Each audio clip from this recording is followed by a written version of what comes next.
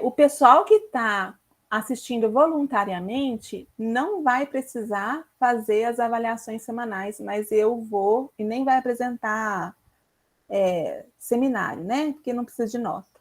Mas eu vou pedir que faça aquele texto pessoal, tá bom? Gente, eu tô tendo... Aí, vai gravar, pronto. Tá gravando, tá, pessoal? Muito bem. Vocês estão vendo os slides aí, né? Bom, então, eu sou a professora Cristiane Tilelli, sou doutora em fisiologia e a minha área de atuação é neurociências, né? Por isso a proposta desse curso, onde nós vamos dar uma olhada geral nas bases das neurociências, para vocês poderem, eu acredito que a coisa mais importante nossa aqui é vocês levarem consigo conceitos importantes, conceitos essenciais de neurociências e aprenderem a linguagem das neurociências. Porque quando a gente está tateando em uma nova área, em uma área diferente do que a gente está acostumado, a linguagem pode ser tão específica que a gente não consegue, por exemplo, pegar um texto e entender o que o texto está falando, né? Então, por isso, uma das coisas que eu acho mais importantes é você poder conseguir pegar um capítulo de livro, por exemplo, e ler o capítulo de livro sem ficar se perguntando a cada 5 frases o que é uma das coisas que está escrita ali, tá bom? Então, isso é uma das minhas intenções com essa disciplina. Eu faço parte do GAD Citologia, Histologia, Embriologia e Fisiologia, tá? Eu sou do grupo de docentes que ensina fisiologia no campus Centro-Oeste, Dona Lindu, da UFSJ. Antes de mais nada, eu gostaria que vocês soubessem que existe uma Sociedade Brasileira de Neurociências e Comportamento.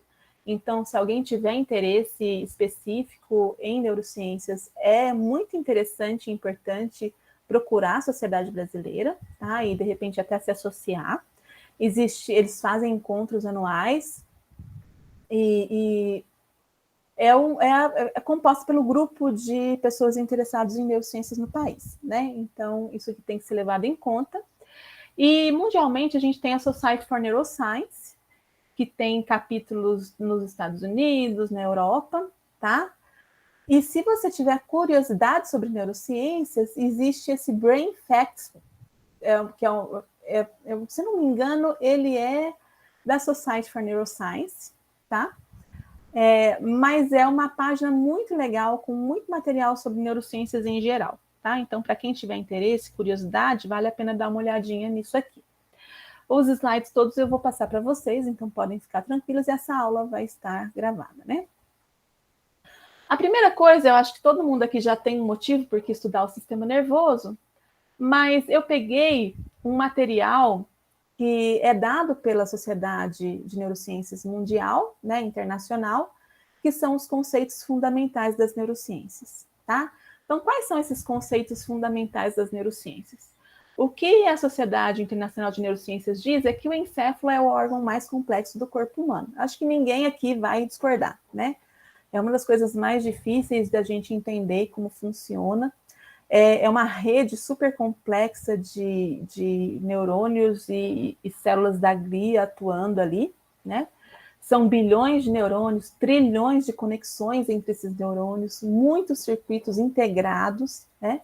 E o que acontece é que esse é um sistema, o sistema nervoso é um sistema que regula as funções, ele integra funções de todos os demais sistemas do organismo. Por isso ele tem funções muito complexas, né? Essa função integrativa dele é muito complexa. E, infelizmente, é um órgão no qual suas células têm uma capacidade muito restrita de recuperação. Por isso que a gente tem patologias que nos levam a não conseguir recuperação, né? Não é que nem você, por exemplo, ter algum problema na pele ou no fígado, né? Eu sei que existem coisas incuráveis e intratáveis em pele e fígado, mas no sistema nervoso, pequenas lesões já são lesões complexas de se tratar, tá bom? Outro conceito fundamental é que os neurônios se comunicam elétrica e quimicamente. E daí essa primeira parte da matéria, que vocês vão ver ao longo dessa primeira semana, é muito importante. É muito importante, e por favor, me procurem se necessário. é muito importante que vocês entendam a permeabilidade da membrana celular aos diferentes íons e como isso provoca uma corrente iônica que gera uma corrente elétrica. E como você tem potenciais graduados em um lado do neurônio, potenciais de ação no outro, e por que o potencial de ação acontece. Essa parte da matéria, ela é muitas vezes abstrata para o aluno e de difícil compreensão. Só que ela é essencial para você compreender como o sistema nervoso funciona, tá? Então, eu preciso muito que vocês se dediquem a realmente entender o que está acontecendo eletroquimicamente no neurônio quando ele executa suas funções, tá? Eles são, o que acontece então, são fenômenos elétricos, tá? E químicos, porque você tem o efeito dos íons, e causando esses efeitos, esses fenômenos elétricos, e também você tem neurotransmissão. Então, os neurotransmissores são um componente químico muito importante nessa função neural, tá bom? Os processos, os sinais, eles são processados, então, para promover adaptação do organismo, aprendizado e regulação. É um sistema que se adapta e se modifica constantemente desde a concepção, desde que ele começa a ser formado, né, no feto, até o óbito do indivíduo. Os circuitos neuronais são formados por especificação genética. Então, a gente fala muito da importância do ambiente, da importância da experiência para o aprendizado, no entanto, tem muita coisa que é geneticamente determinada. Então, a base dos circuitos neurais é formada por especificação genética, né? O modo como um neurônio vai migrar de um ponto onde a célula foi gerada até onde ele vai se estabelecer e vai se diferenciar, e vai enviar suas projeções, tanto dendríticas quanto axonais, tudo isso é dado por especificação genética, e é um processo extremamente complexo, né? O processo de formação do sistema nervoso. Então, alterações genéticas também podem interferir na função neural, tá? Então, nós temos dois fatores essenciais aí, que são a genética do indivíduo, determinando a formação do sistema nervoso, e o ambiente de formação desse sistema nervoso, que vai interferir em como ele se configura posteriormente. Agora, as experiências, claro, modificam o sistema nervoso. Então, os neurônios, apesar de eles serem células de vida longa, existe uma alta capacidade sináptica desses neurônios, além de também poder haver neurogênese, em muito menor grau do que a plasticidade dos neurônios já existentes, mas também há, tá? Quando você gera o sistema nervoso, quando ele vai ser feito pela primeira vez, você tem um excesso de neurônios, tá? E depois eles são podados, um excesso de sinapses, eles são podadas, tá bom? De forma a especificar. Então, por exemplo, quando você vê um bebezinho que ele tá com aqueles movimentos erráticos dos bracinhos, das perninhas, é porque você tem um excesso de sinapses chegando, neuromusculares, dos nervos chegando nos músculos, tá? E conforme a criança vai crescendo, vai fazendo experiências, vai usando a mãozinha, vai aprendendo a engatinhar, vai aprendendo a andar, esses circuitos em excesso vão sendo podados e vão ficando específicos para cada coisa. Por isso que vai ficando mais fácil o controle, tá bom? Agora, quando você já está desenvolvido, já cresceu, já é um adulto, né? Lembrando que existem desenvolvimento circuital até a terceira, quarta década de vida, tá bom? Mas a grande maioria, claro, é feita ao longo da primeira infância. Quando você já está mais velho, você ainda tem muita plasticidade, as experiências ainda modificam o sistema nervoso, tá? A gente sabe disso porque a gente muda comportamento, a gente aprende. Aprender é modificar o sistema nervoso, porque é o sistema nervoso que está te dando as informações. Então, se você não modificasse o circuito neural, você não aprenderia nada, tá? Então, o que é importante aqui? A gente entender que a vida inteira, né, o modo como você trata o seu neurônio ao longo da vida inteira vai interferir nas funções dele no restante da vida.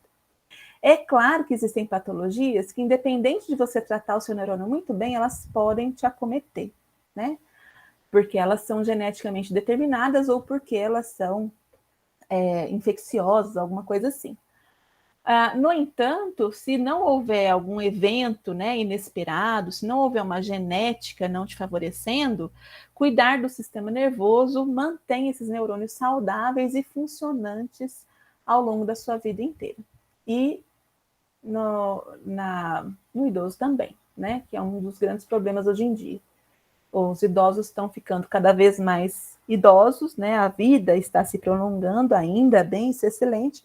No entanto, as doenças degenerativas do sistema nervoso estão ganhando aí espaço por conta das idades mais avançadas. A inteligência é consequência das funções complexas cerebrais. Isso aqui vai ser uma parte importante do nosso curso. Nós vamos conversar sobre o que o córtex faz, como é que ele processa as informações, como ele reconhece uma coisa como importante, como não importante, como você regula seu comportamento mais impulsivo, mais racional, né? Como o sono interfere nisso tudo, como as emoções vão interferir nisso tudo. Então, tem um monte desse curso, eu vou dizer que pelo menos metade desse curso é focada nas experiências mais complexas, nas funções mais complexas do sistema nervoso, que em conjunto acabam te dando a característica do eu, da personalidade da inteligência da pessoa mesmo, tá bom? Ô, Cris. Oi. Posso fazer uma pergunta? Assim, Claro. não sei. É porque você falou aí de inteligência e eu queria só saber disso. Inteligência é uma coisa que a gente nasce ou é uma coisa que a gente adquire com o conhecimento que a gente vai estudando Tá. ao longo da vida? Letícia, né? Eu Isso. tenho que olhar quem está falando comigo. Sou eu. Letícia, como tudo, como a grande maioria das coisas no sistema nervoso, você tem componente genético e você tem componente na experiência, tá? Então, sim, tem pessoas que geneticamente elas nascem com uma altíssima capacidade de uso do sistema nervoso. O sistema nervoso delas tem alguma coisa diferenciada ali. Não há como negar. A genética pode interferir sim. Mas ela não é determinista, eu acredito. A não ser que seja um problema genético, né? Alguma patologia genética. Se a pessoa tiver dentro da população normal, né? Numa distribuição normal da população, com certeza mas mais do que absoluta certeza, sim, o ambiente interfere muito. Então, por exemplo, quando a gente fala um pouquinho de estresse é importante, se você estiver muito sossegado, você não está aprendendo, isso é o ambiente. Então, como é que você enriquece seus circuitos neurais? Como é que você fica mais inteligente, entre aspas, né? Eu usei inteligência porque é o termo que eles usam lá na Sociedade de Neurociências, tá, gente? Mas como é que você fica mais inteligente? Forçando, tá? Você tem que forçar o sistema. Então, eu não entendi uma coisa ainda, então não deixa passar. Você vai estudar até achar qual é o problema e compreender aquele conceito. Um conceito que você compreende já te abre um grande número de possibilidades de compreensão de outras coisas. E isso é riqueza de conectividade neural. Então, quando você está forçando o seu sistema nervoso para você aprender, discutir, se dando a oportunidade de ter experiências diferentes, saindo do comum do seu dia a dia, tudo isso vai possibilitando esse enriquecimento das conectividades neurais e cada conexão, eu gosto de pensar assim, né? Cada conexão a mais que você consegue fazer é um atalho a mais que você tem no sistema nervoso para usar quando você precisar no futuro. Tá? Tá bom. Obrigada, Cris. É porque, assim, até eu tenho esse costume de falar, né, que eu não sou uma pessoa inteligente, mas eu sou uma pessoa esforçada. Que até existe esse termo, né, da galera falar e tal. E porque eu acho que tem muita diferença entre você ser inteligente e entre você ter adquirido inteligência com o conhecimento, sabe? Tipo, com o seu esforço e tal. Eu acho que são coisas diferentes. Letícia, eu acho que se você me permitir, eu discordo um pouquinho de você, no sentido de que existem múltiplas inteligências. Isso é muito discutido hoje em dia, não é minha área. Eu posso ler um pouquinho sobre o assunto para falar melhor. Mas, por exemplo, o que você chama de inteligência talvez não seja a inteligência específica. Existem muitos tipos de inteligência. Então, a pessoa ter facilidade de adquirir conhecimentos é um tipo de inteligência. E você ter o esforço de correr atrás do que você não entende é um outro tipo de inteligência. Você pode ser tão inteligente quanto outra pessoa, mas de uma maneira diferente, está entendendo? Entendi. Aham. tá? Então, você acho tem que eu vou que dar uma ver lida. qual inteligência é essa. Às vezes você não tem, você considera, cuidado com as crenças, tá? Tá. Mas você acredita que você não tem aquela inteligência específica. Mas com certeza você tem uma outra inteligência muito específica que é forçar a barra para você aprender aquilo que você não está conseguindo. Aham, Entendeu? concordo. Tá bom, Então, Cris, muito obrigada. falou. A Maria Virgínia falou, eu acho super interessante esse tópico dos tipos de inteligência. Eu também acho. Eu também acho. Eu, por exemplo, sou uma pessoa que sempre tive muita facilidade de aprendizado.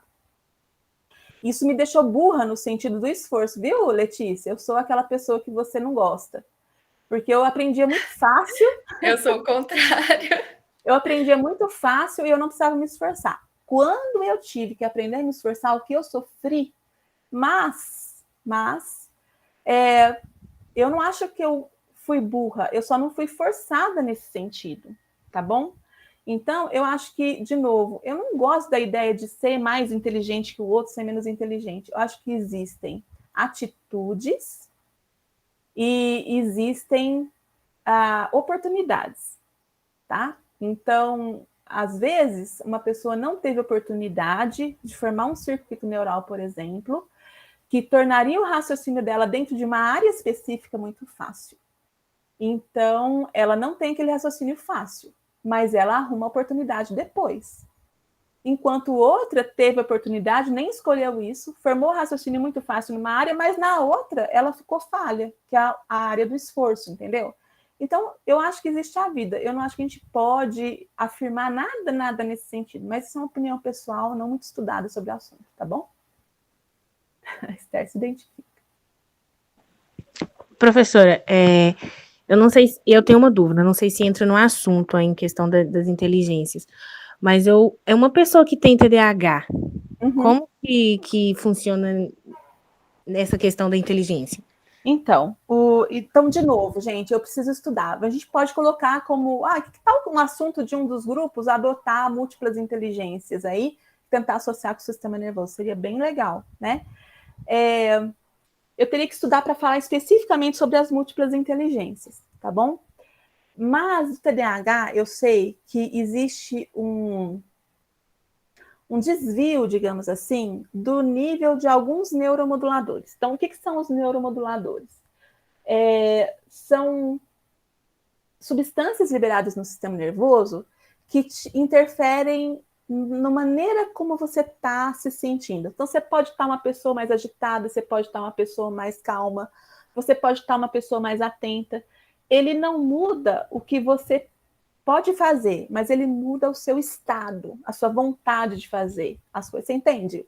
É como se fosse o seu fundo musical, neuromodulador. Você está mais deprimido, você está menos deprimido, isso aí é que o neuromodulador faz, tá? Então, existe na pessoa com TDAH, eu sou uma pessoa com TDAH, tá? Na pessoa com TDAH, existe um desvio do nível de neuromoduladores, no sentido de que ela fica muito distrativa, digamos assim. Ela distrai com muita facilidade, tá? Então, o que a pessoa tem que fazer é, primeiro, ela pode se tratar, e eu sou da opinião que deve se tratar, com medicamentos, se for o caso, se for um TDAH que é difícil de lidar com a doença, né?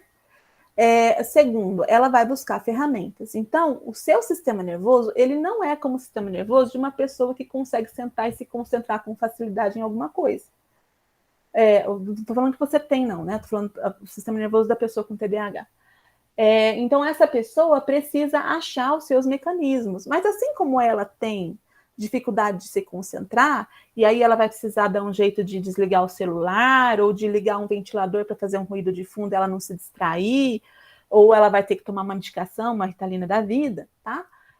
Outras pessoas vão ter, de novo, que lidar com outras coisas, né? Todo mundo tem algum desvio de alguma coisa, sabe? De algum tipo de neuromodulação, ou um circuitinho neural que não está funcionando lá, beleza, muito bem, tá?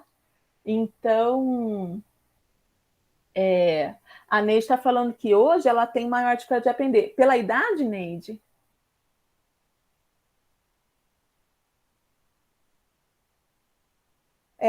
Eu concordo com você, tá? Eu também sinto que eu tenho maior dificuldade de aprendizado. E realmente, a nossa capacidade de aprendizado cai. A gente precisa fazer maior esforço para aprender novas coisas hoje em dia, tá bom?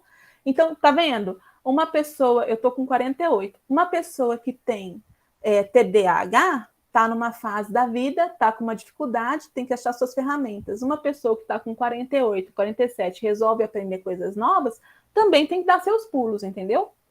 Então, eu acho que é por aí. Por isso, acho que entra muito bem o lance das múltiplas inteligências, sabe? Nesse sentido. Porque, assim, eu dou uma aula de reforço para uma menina de 10 anos. E desculpa os barulhos externos. Mas ela tem bastante dificuldade em aprendizado na escola, sabe? Aprender a ler, ela ainda tem muita dificuldade em número, contar. Mas em certas coisas ela tem muita facilidade. Mexer em tecnologia, internet, celular, conversar, comunicação, assim, ela excelente. Aí, assim, gente, como que o TDAH parece que atinge ela, não sei, né? Assim, mas atinge ela no estudo, sabe? Sim. É bem possível. É muito difícil a pessoa parar para se concentrar. O TDAH faz o que com a pessoa? Ela tem a área de interesse, a área forte dela, e aí ela foca naquilo e ela tem um hiperfoco. Então, se alguma coisa ela gosta de fazer, ela tem aquele hiperfoco. Ela passa horas fazendo aquilo e ela é boa naquilo, conhece aquilo, é uma maravilha, tá? Por outro lado, é um sofrimento gigante, é sofrimento, tá? É um sofrimento gigantesco para a pessoa fazer coisas que estão fora da sua área de hiperfoco. Então, provavelmente que essa criança tem é que quando ela tem que aprender a escrever, aquilo para ela é sofrível. É uma tortura ela ter que parar para aprender aquilo. Não é que ela não tenha inteligência para aprender, é que para ela é tortura. Você entendeu? Então, tem que achar uma maneira dela fazer alguma coisa que ela goste, usando essa coisa que ela goste para aprender aquilo, talvez. Procurar uma ferramenta nesse sentido, tá? Então, de repente, se ela é super boa em coisa computacional, de repente você propor para ela, vamos fazer um joguinho onde a pessoa precisa juntar as palavras, sabe Deus? Entendeu? Sei lá, tô dando palpite, nem conheço o caso direito. Mas você entende qual que é o caso? Para ela é um sacrifício aprender o que ela não gosta de estudar. O que não tira a inteligência específica dela, né? Isso é que é o que eu quero chegar, tá? É uma dificuldade outra. Bom, vou continuar aqui, mas vocês podem interromper conforme for necessário. Cecília, Cris, eu coloquei ali no... Por favor. Tem duas falando. Eu coloquei ali no chat que eu queria entender como que funciona a parte da formação genética dessa inteligência ou a capacidade de usar o sistema nervoso no indivíduo. A parte genética Isso. Existe uma programação genética de formação de circuitaria no sistema nervoso. Então, existem genes que são expressos em determinados locais no sistema nervoso, em determinados momentos no sistema nervoso, e esses genes, vão indicar para onde neurônios devem ir, para onde axônios devem crescer.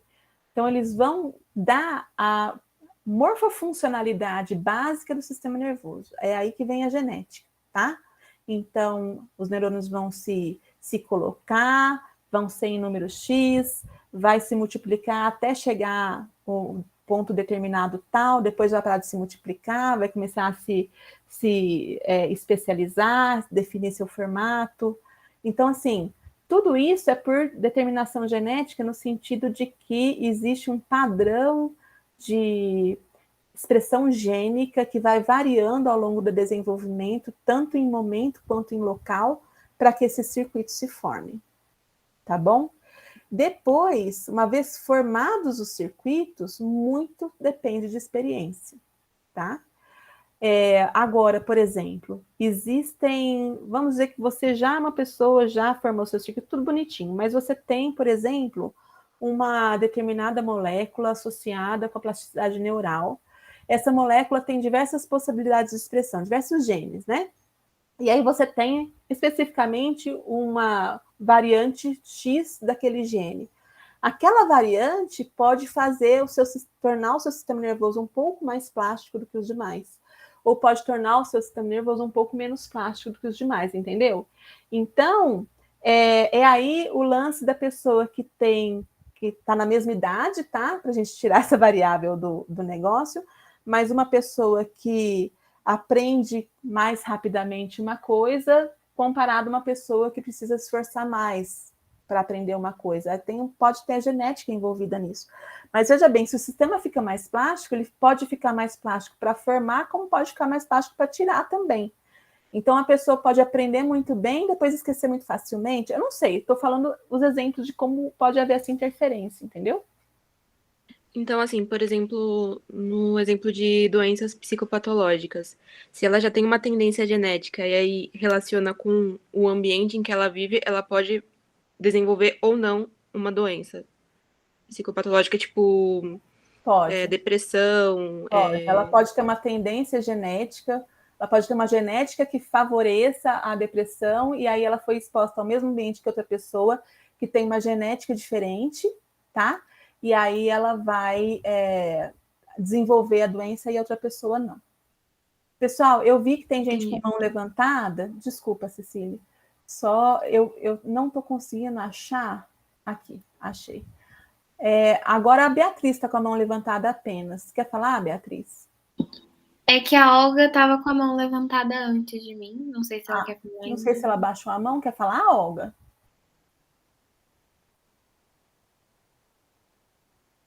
Professora, eu ia perguntar sobre a retenção de informação, porque como a Letícia falou sobre os tipos de inteligência, a impressão que eu tenho sobre esse tema é que aquela pessoa que tem aquela inteligência que a gente encara como que veio geneticamente dela, parece que ela consegue reter mais informação, ou, tipo assim, ela consegue lembrar mais. E aí acaba que aquela pessoa esforçada, a gente tem que estudar de novo, para conseguir ter aquela informação quando a gente precisa.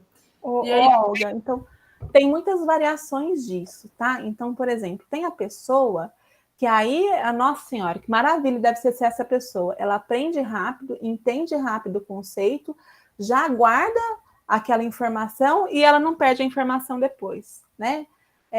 Isso deve ser muito fácil certas pessoas. A pessoa deve sofrer muito em alguns momentos da vida onde ela precisa esforçar mais para conseguir adquirir algum conhecimento. Existem as pessoas que se enganam e enganam muito o sistema. Eu fui essa pessoa durante muito tempo. A pessoa que aprende muito fácil, que se sai fantasticamente bem em avaliações, mas dali uma semana já não lembra nada. Tá? Ou nada não, já esqueceu muita coisa. Esse é o padrão. O padrão do estudante universitário não foi nada diferente do que é a realidade, na verdade. É você se esforçar muito para aprender uma matéria, aí você vai bem na prova, aí depois aquela matéria perde importância e você esquece do que foi dado na matéria porque está preocupado com outra coisa, né? Então, esse é o padrão que a gente mais encontra, porque o nosso sistema favorece isso, tá? Você tem que ir bem na prova e depois o seu foco muda, tá bom? Maria Clara está achando que está bem assim nesse mundo de aulas online. Existe a pessoa que tem que esforçar mais, mas aí, de novo, você está tendo que esforçar mais por quê? Porque a linguagem é nova, sempre tem um motivo do porquê, sabe? Porque a linguagem é nova para você, aí você tem que se esforçar mais, você está com mais dificuldade. Às vezes tem um conceito básico que rege o raciocínio de toda aquela matéria que você não pegou, sabe? Então, eu pessoalmente não acredito em falta de capacidade de aprender. Eu acredito em falta de conceito aprendido, tá? Muitas vezes a gente não tem noção, porque a gente não sabe o que está faltando, então a gente não tem noção do que está faltando, mas a gente poderia aprender uma coisa, tá? É por isso que eu acho que a sala de aula, é por isso que eu estou amando esse sistema de aula invertida, que eu vou voltando o presencial, eu vou voltar com esse sistema, apesar de alguns alunos odiarem esse sistema, a maioria gosta, a maioria percebe como ele é interessante. Porque a sala de aula é o momento de você sugar o máximo que você pode do professor. Não é o momento de você ficar parado com o professor fazendo blá, blá, blá na sua cabeça. Sabe? Blá, blá, blá é um negócio que pode ficar gravado para você poder ir, voltar, ouvir de novo. Peraí, pensa numa aula. Olga, pensa você numa aula, o professor está dando uma matéria nova, né? Como se a gente desse de presente matéria para vocês. O professor está falando de uma matéria que você não conhece, tá? E aí, o que ele faz? O raciocínio da aula, a aula tem um raciocínio lógico. Então, ele dá um conceito aqui, raciocínio, volta um conceito, raciocínio, só que o segundo conceito dependeu do primeiro. Se você bocejou quando ele falou o primeiro conceito, você já não consegue acompanhar a aula como você poderia conseguir. Está entendendo? Então, de novo, às vezes você está se achando com mais dificuldade, ou a pessoa está achando que tem mais dificuldade de aprender, porque ela não vai se conformar só em chegar na prova e vomitar um monte de conceito que ela vai perder depois. Ela precisa entender mesmo aquilo para poder conseguir fazer a prova. Então, é óbvio que ela vai ter que se esforçar mais. Ou não, ou a pessoa está faltando um conceito, ela realmente não está conseguindo pegar aquela informação. Então, eu acho que cada caso é um caso. A Brenda é desse jeito, tá vendo? A Brenda, ela quer saber tudo direitinho, nos mínimos detalhes. Respondi? Acho que não respondi nada, né? É só discutir. Beatriz, pode falar. Professora, eu tenho 2 perguntas relacionadas ao TDA. Qual a diferença entre TDA e dislexia? E eu já tinha lido em algum lugar que as pessoas que têm TDA geralmente são mais criativas. Eu queria entender como que isso funciona no cérebro, nas sinapses e tal. Então, de novo, o seu cérebro, ele raciocina. O que é o raciocínio? É processamento de informação por circuitos neurais. Aí, tá bom.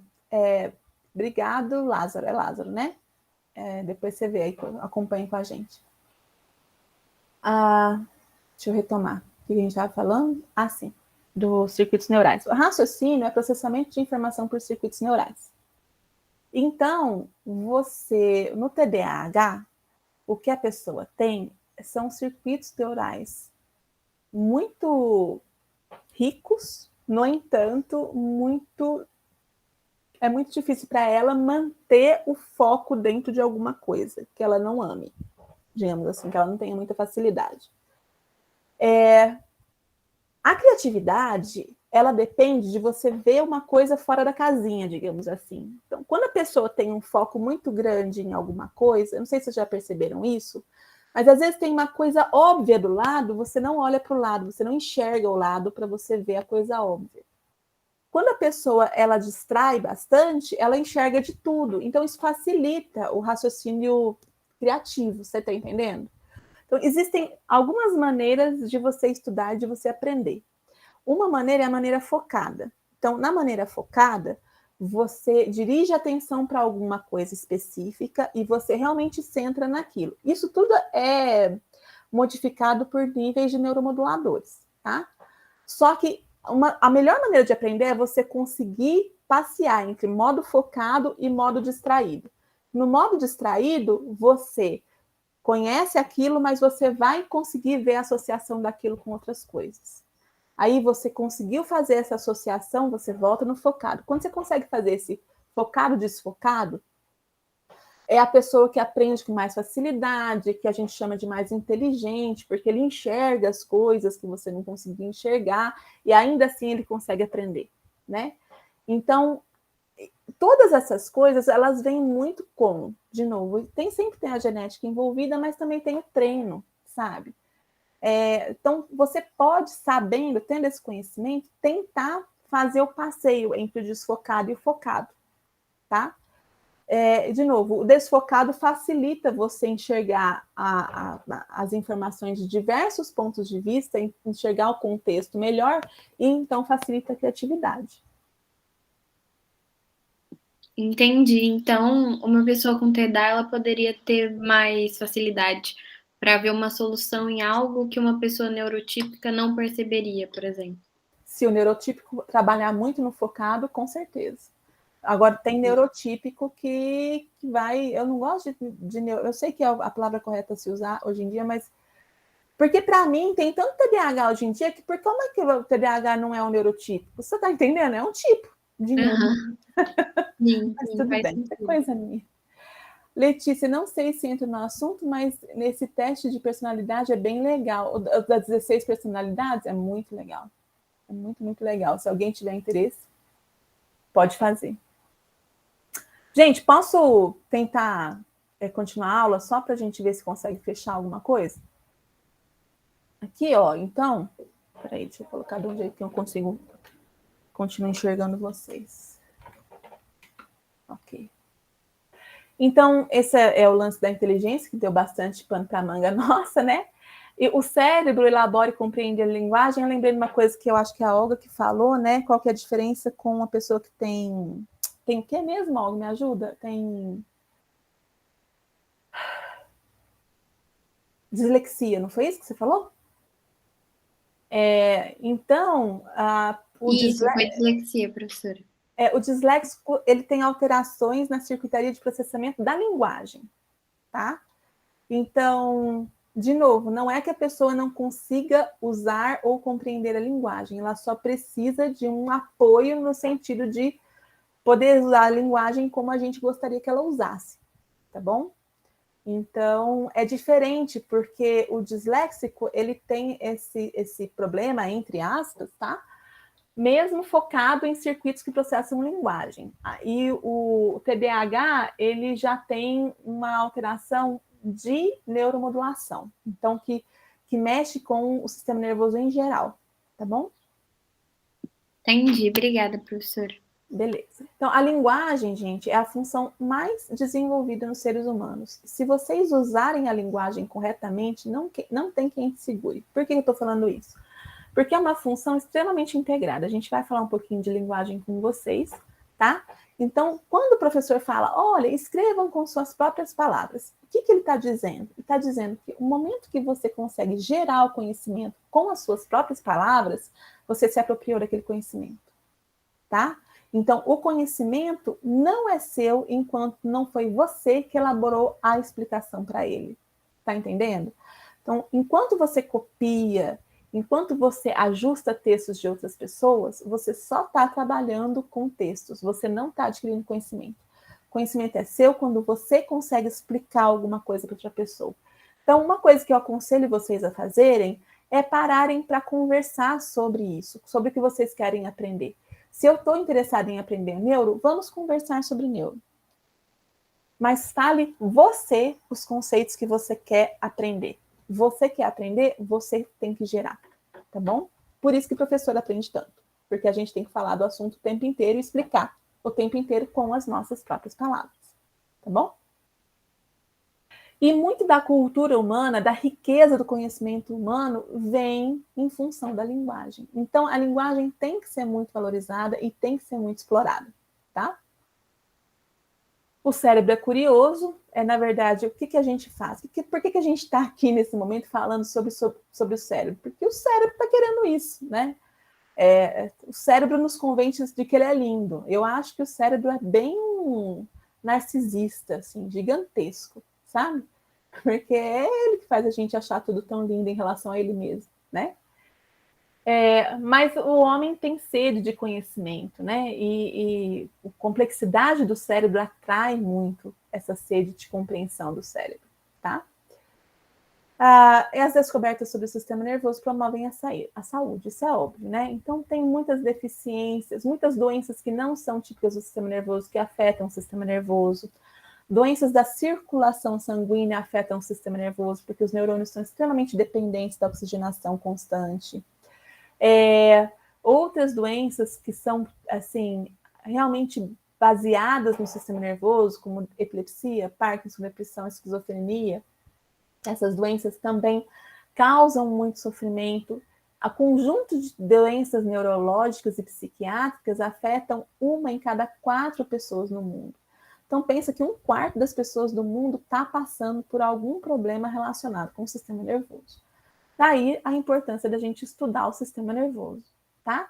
E a gente usa organismos não humanos e humanos em busca de conhecer o sistema nervoso. A gente estuda desde fungos até seres humanos para compreender como o sistema nervoso funciona.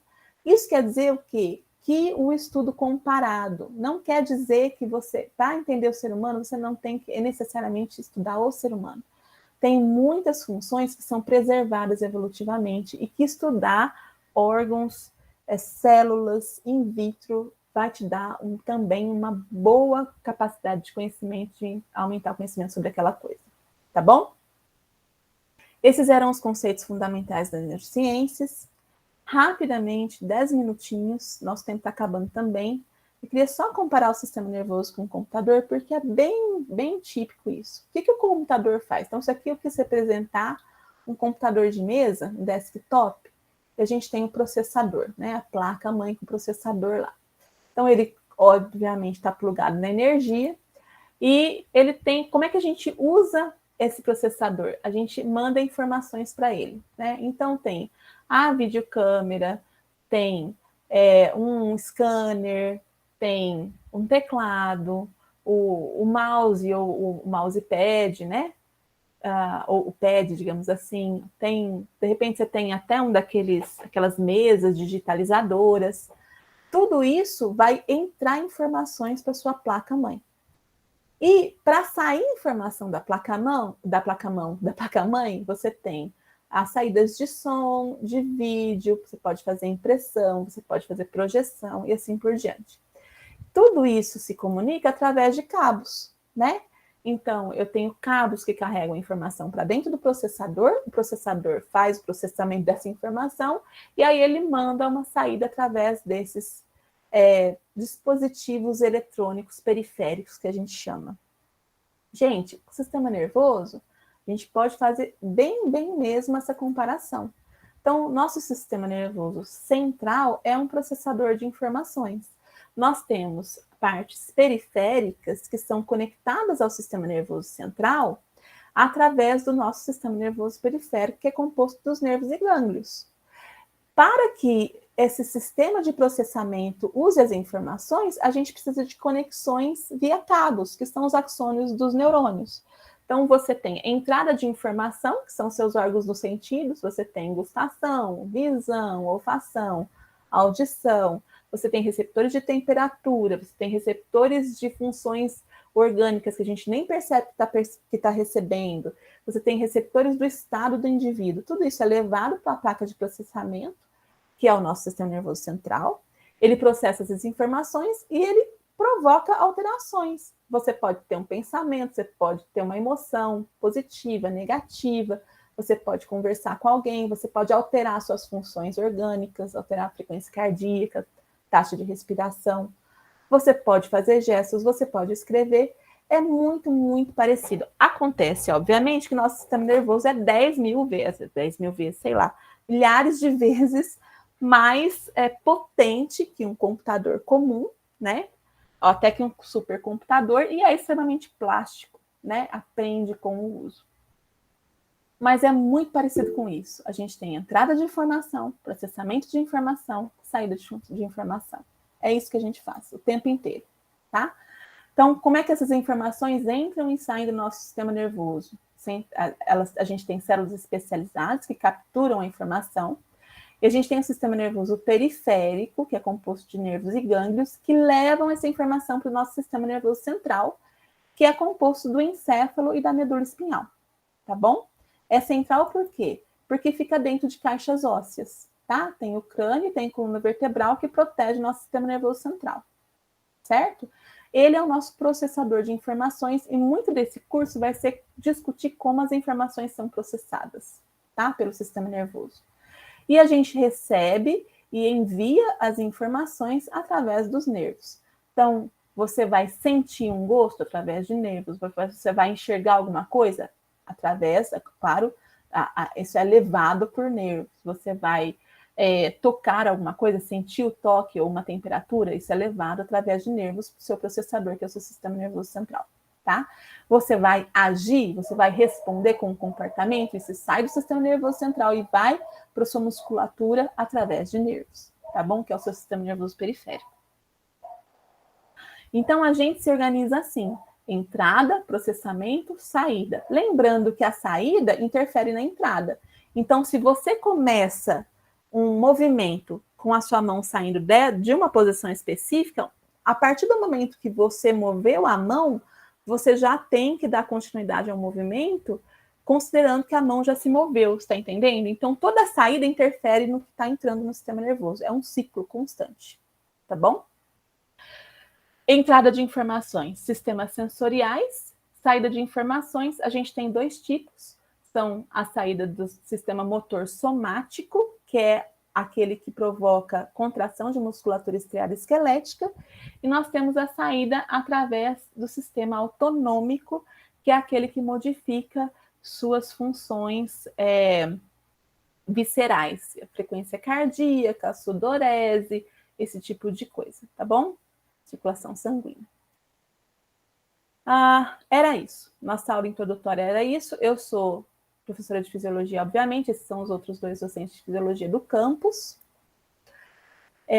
Eu vou fechar aqui. Brenda, você quer falar alguma coisa? Quero. Ótimo. Deixa eu te perguntar, é em questão Covid, porque muitas pessoas que estão tendo Covid estão reclamando em questão a memória, o aprendizado. Eu mesma fui uma pessoa que tive, e depois eu percebi que, tipo, eu fiquei mais lenta em questão ao raciocínio, em memória, vejo outras pessoas falando. Isso, no caso, seria, então, um problema afetou os neuromoduladores, alguma coisa assim?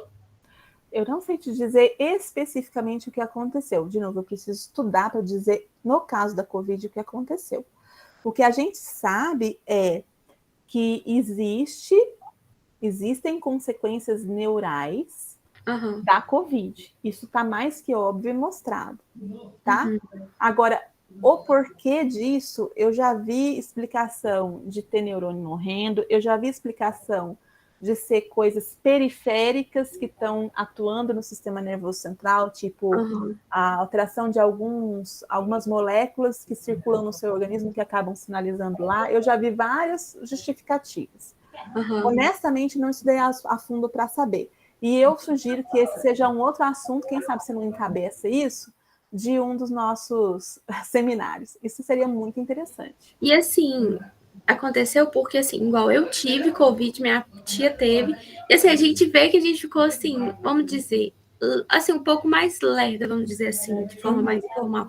E minha tia que tem epilepsia, ela ficou assim, na época ela não sentiu nada, sabe? Tipo assim, mas afetou completamente a memória dela, afetou completamente, eu acho que ela em si, sabe? Ela ficou muito avoada.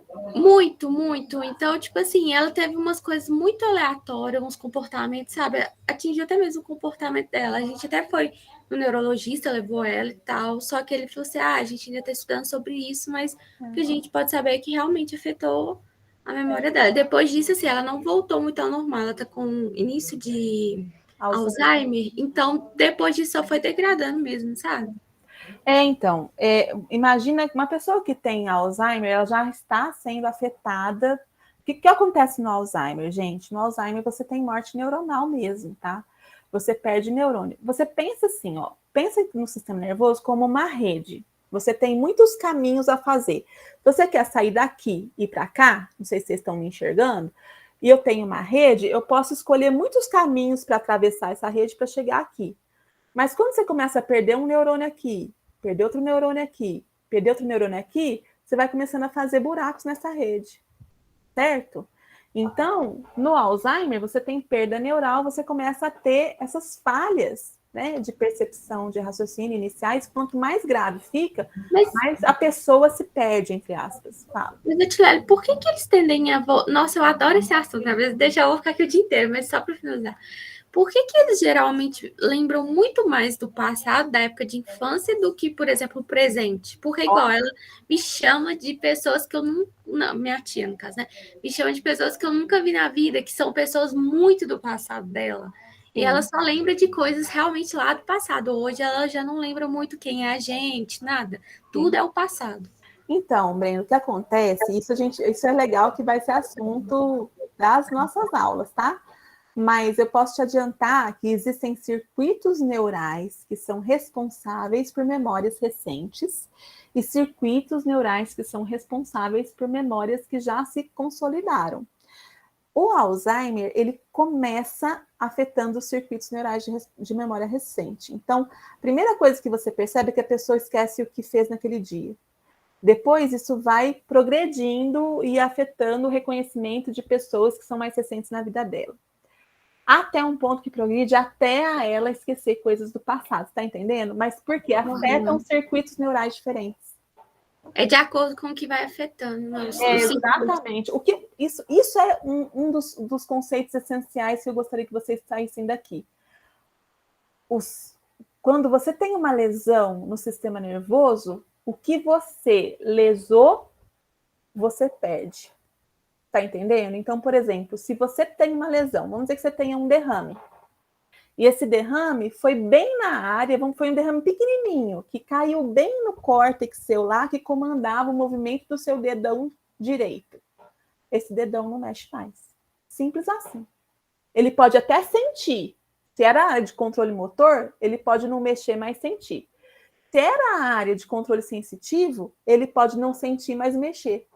Então, o que foi afetado é o que é perdido. O Alzheimer tem início nas estruturas de armazenamento, de aquisição e armazenamento de memória recente. E progride para todo o encéfalo. Tá? É por isso que eu falo, essa área é linda. Tipo, é muito interessante mesmo. É muito legal. Obrigada, viu? Professor, não me chama de senhora não, Neide. Ninguém chama de senhora aqui, que eu vou me sentir mais senhora do que eu já senhora sou. Vamos lá. Olha, eu leio muito Oliver Sacks. Alucinações musicais eu não li.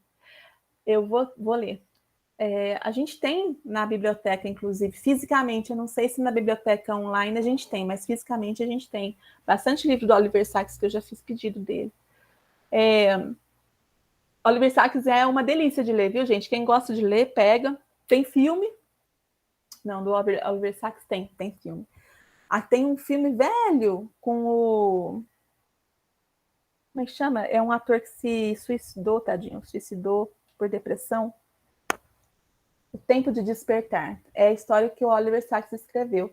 Ele é um neurologista muito, muito famoso e ele era procurado por pessoas com casos complexos que queriam entender seus casos. E ele faz a descrição com linguagem leiga desses casos. É muito legal. Oliver Sacks, recomendo. Tá bom? São 3:02. Eu acho que a gente pode encerrar por hoje. O que vocês acham? Então, vamos combinar o seguinte, ó. Vocês vão me dar retorno. Se a turma achar que tem que mudar alguma coisa, mude. Se precisar de ajuda, chama. Eu tô super cheia de coisa. Então, não é possível que eu não te responda imediatamente ou que eu diga, ó, não posso agora, talvez amanhã, mas se precisar, pode me chamar, tá bom? Obrigada, Letícia. E obrigada, Neide. Então, nós vamos combinar que aqui vai ser um lugar onde a gente vai se sentir à vontade de falar a meleca que quiser, para a gente poder entender os conceitos direitinho, para todo mundo aprender o melhor possível, tá bom? Fala, Débora. Otilele, eu queria só ver com você como que vai ser esse seminário, se a gente pode fazer uma gravação, porque igual eu te falei no início da aula, sabe? Eu tô trabalhando, então não é toda semana que eu vou conseguir assistir a aula. Tá. Aí, assim, se for ao vivo, né, tiver que apresentar, talvez no dia eu não vou poder, sabe? Tá, então, ó, Débora, então a gente vai ver caso a caso conforme essas coisas forem acontecendo. Então, pelo que eu entendo, se você trabalha dia sim, dia não, semana sim, semana não, você deve ter disponibilidade, né?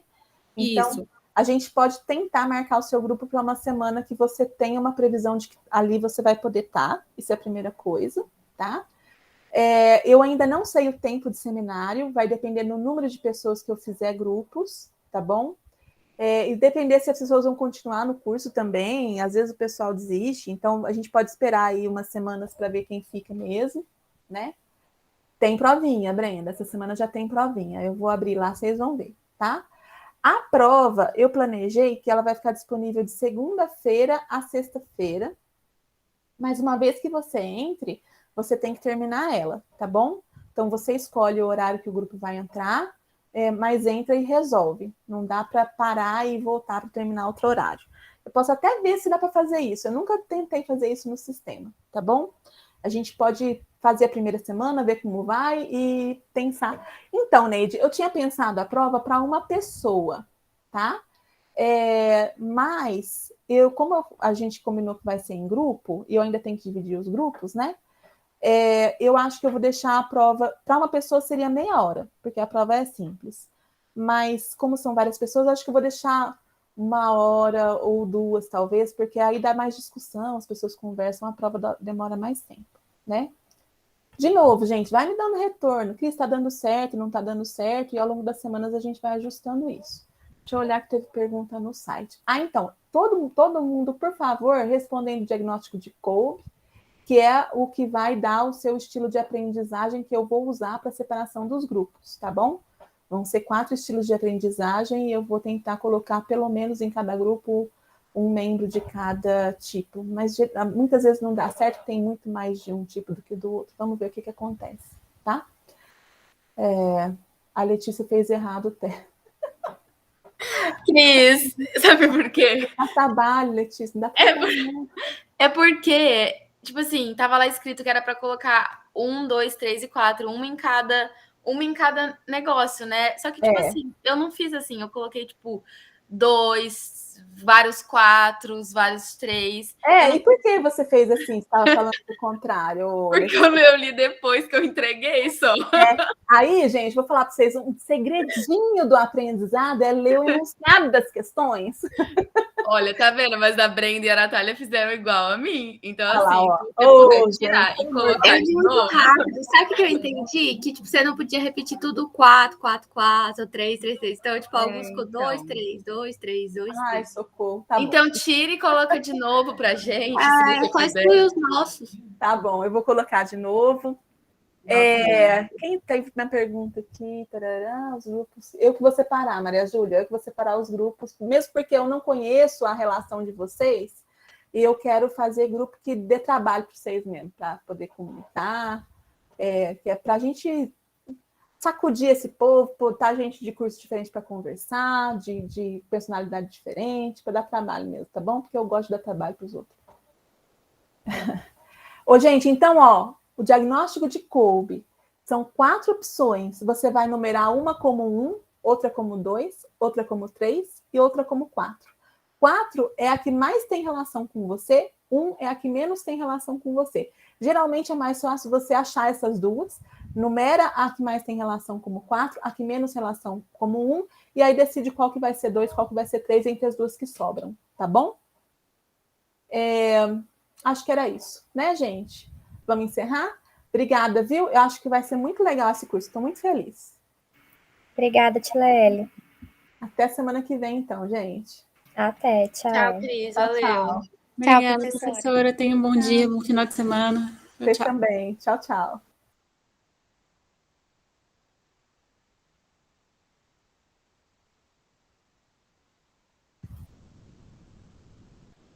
Como é que eu encerro isso aqui?